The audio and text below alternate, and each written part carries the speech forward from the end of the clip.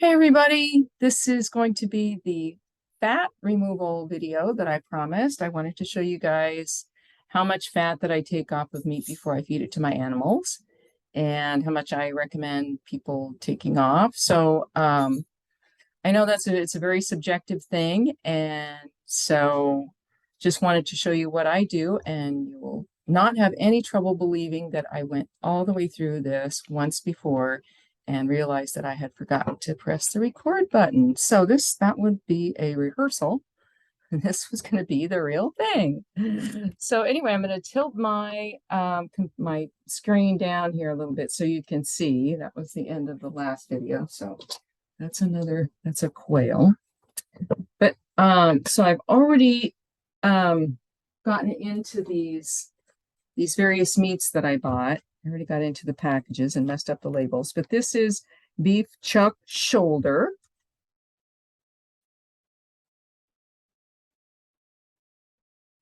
Chicken legs. And this is beef heart.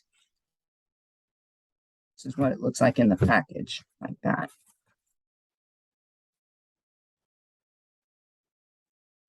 Chicken necks. This is eye of round steak.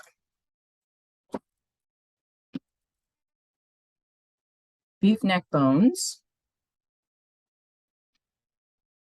And pork top loin chops without bones. And I do want to show you a quail as well, but I'll have to get another one out of the freezer. And I just put it in there, so it should be fresh still.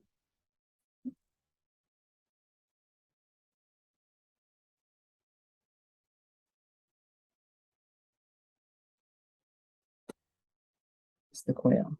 By the way, I buy these already frozen, and I have to partially thaw them in order to get them apart and package them up again. So I'll go ahead and start with the quail since I have it right here.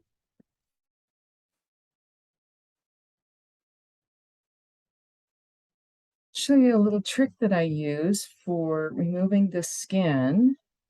What I usually do with quail, and I have a small dog, so this is going to be appropriate for a small dog. And a small dog could eat this whole thing without being chopped up. So, but you see how there's just some globs of fat around the neck area there?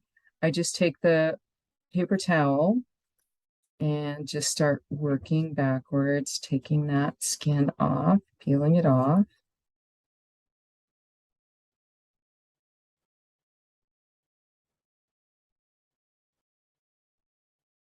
Go back into that neck area and get the skin off. If you have a young active dog and you're feeding it that's not particularly sensitive to fat, you could feed this whole thing without pulling the skin off. My dog and cat are both very sensitive to fat. I notice a big uptick in scratching when I'm not really careful about removing fat. So anyway, so that's what that would look like before feeding. So for my little dog, I would take off the wings and then just cut it up in a few pieces, and she has no problem. For the legs, I would just grab the skin on the inside there and pull it off. And same with the other one. Her towel's getting a little used here. What that would look like. And that would be a meal. And maybe some other kinds of meat too, like maybe some beef heart with that. So okay. That's the quail. Next, I have the pork loin.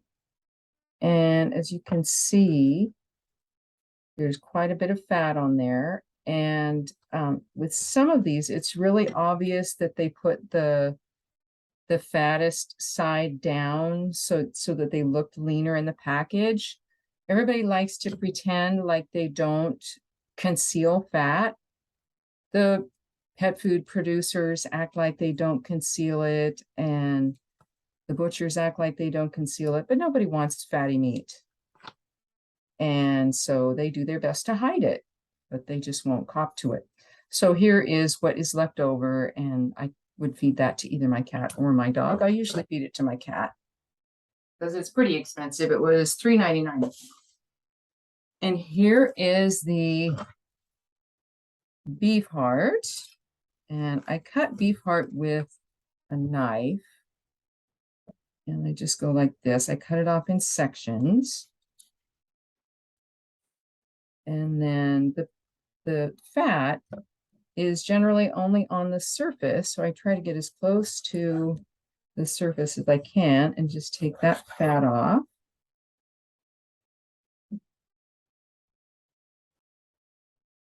And I don't usually bother with these internal membranes here. They're just, I don't know, connective tissues and whatnot. But you will see that once you take the surface fat off of beef neck, and I would probably take that off right there. What is it? Looks like it might be an esophagus or something, but it's probably fine. But anyway, just for demonstration purposes, you'll see that the reason why I really like Beefheart is there's just absolutely no marbling there at all. That looks like the kind of meat that you would get from a buffalo that you might pay $20 or $25 a pound for, or grass-fed beef. So, and I paid $2.99 a pound for this Beefheart. So it's definitely worth looking for.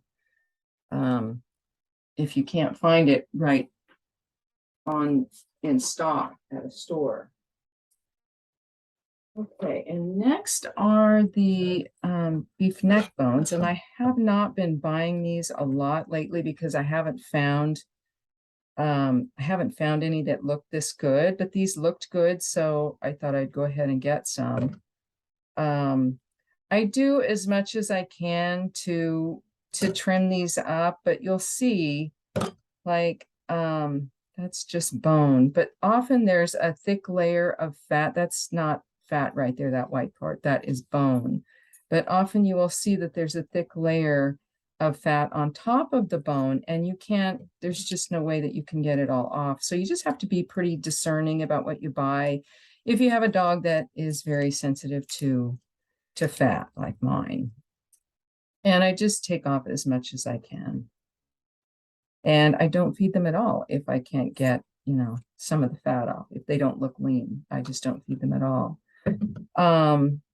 And as far as the moving parts, I do check to see if any of these little sawn pieces of bone are loose in the meat. And if they are, sometimes I will cut them out. But this one that I'm cutting out right now is, and this is very subjective because this is going to depend completely on how comfortable you are with your dog swallowing bones and how big your dog is. But something like that, I would not bother to cut off. I would give that to her because that's just going to be swallowed. It's probably 1.5 inches side to side, and it's perfectly fine. So, anyway, that's beef neck bones. Next is the eye of round steak. And here's an example of the fat that is hidden, because you'll see that we only see this part with very little fat on the outside, but when you take it out, you see more fat. And then look at the backside, it's so much more fattier. So more fattier. So yeah, we don't like to confess that we hide fat, but we know that nobody wants to buy fatty meat. Just take this off. And this meat is actually pretty expensive. This was $6.50 a pound. So I would feed this to my cat. And, I have small animals, so I don't really have to economize that much with feeding them. I would not be feeding this kind of meat to a big dog. Um, but, I probably wouldn't even bother with this marbling here, but it's a pretty big piece of fat. Even saying that I would bother with it is subjective because I might if I had enough time, or I might not if I was in a hurry. So anyway, that's the most expensive thing that I bought. Beef eye around $6.50 a pound.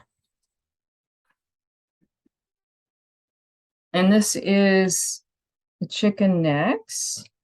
And this package is actually pretty clean because I've bought chicken necks before, and especially if you buy them in bulk in a case, they will come with the skin fully attached, and you have to pull it off. I can't even find one in here that has the skin on it because they've done a pretty good job. There's one with the skin. So I would take all of that off, obviously. And there is a lot of fat on a chicken neck that cannot be removed, kind of like a chicken or beef neck. It's just in between the vertebrae, and there's marbling there, and you just do the best you can. And if you're feeding chicken necks, it's a good idea to balance out the meal with some other kind of lean meat. Also, if you just feed a meal of chicken necks, you might end up with a very crumbly poop, which is fine. I mean, it's just dry and crumbly and takes time moving through the body, but probably a good idea to feed a little more lean meat. Okay, next is chicken legs, and this is the label, Foster Farms. This was $2.99 a pound, and I'll show you my technique for taking skin off of chicken legs easily. You just grab it by the thick end.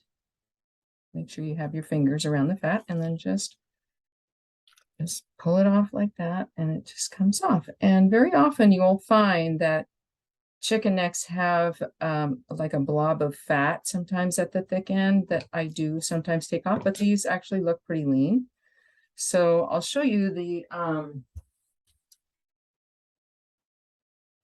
same thing with a paper towel, and some people prefer to use paper towels. I'm not a germphobe myself, so I just use my regular towels and then just run them through the washer. And same thing. It's much easier to take these off, take the skin off of a chicken leg when you have something really dry that will grab onto the skin. There was one more in here, file here. Can't remember if I already talked about this. That was my last video. I think it was the last video, the one that I forgot to record. But anyway, this is the beef chuck shoulder. It looks kind of like stew meat, only I think it's a little even cheaper than stew meat. It's a little lower grade than stew meat, but I might not normally buy this because it's pretty fatty, and once you remove all of the fat, you end up paying, as much as you normally would anyway, and it's got quite a bit of marbling there that you can't remove. For my dog, I would not feed this because there's too much fat there that can't be removed. And I know she's just super sensitive to too much fat in the diet. I mean, I just really notice her scratching more when I'm not careful about it. So, but anyway, I would not at the same time go to the trouble of removing these, this marbling. I would just feed it like that. So anyway, everybody has to do what they have to do in order to economize and make it as affordable as possible. And I think that's it. I think I covered everything. So I hope this has been helpful. It wasn't the definitive meat prep video, but maybe someday we'll do one of those. And it was just meant to show you how much fat I take off of meat. So I hope it's been helpful. Thanks everybody for watching. I'll see you again next time.